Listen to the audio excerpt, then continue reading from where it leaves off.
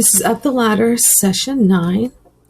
So today we're going to teach you that readers find many ideas in text, not just one main idea. To find these smaller ideas, readers pause after each small chunk or section of the text and ask themselves, what was this part of the text mostly about? The other day we studied the start of a section and the text features in Mummies to figure out the main idea of a whole section. Today, let's see if we can take a closer look at the smaller chunks in a section. So we're going to reread pages 14 and 15, and we're going to look for what those smaller chunks are about. So on these two pages, we look at the title. We said the title was Man-Made Mummies. For thousands of years, people have made mummies. And then we looked at the picture and the illustration, and we came up with a main idea of that humans or people can make mummies. But there are also smaller chunks. There are other words on the page. So if we go and look at these other chunks of text or paragraphs, we'll look and see what each is about. So in this paragraph, it says they thought spirits might need things in the next life.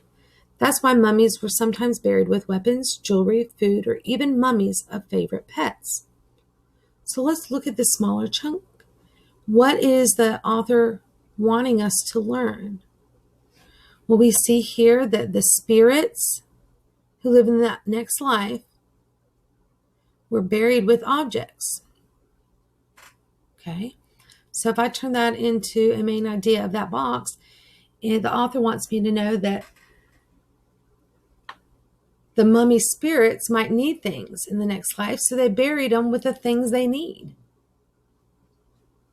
That really does support the idea that they're talking about the people made mummies, talks about what the mummies were going to need in the next life.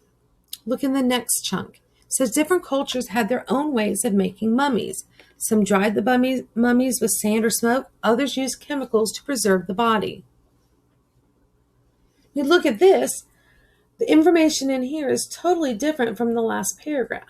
The last paragraph is what the mummies needed in the afterlife. This is about how different cultures make their mummies. So the main idea of this is that different cultures have different ways of making their mummies. Okay? And they give specifics of sand, smoke, or chemicals.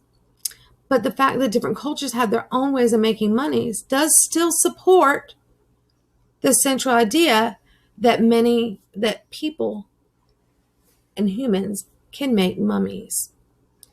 So we can look at smaller chunks, in this case, small paragraphs, and decide what the central idea of each individual paragraph is. But remember that central idea of the smaller chunk must support the overall main idea of the whole section.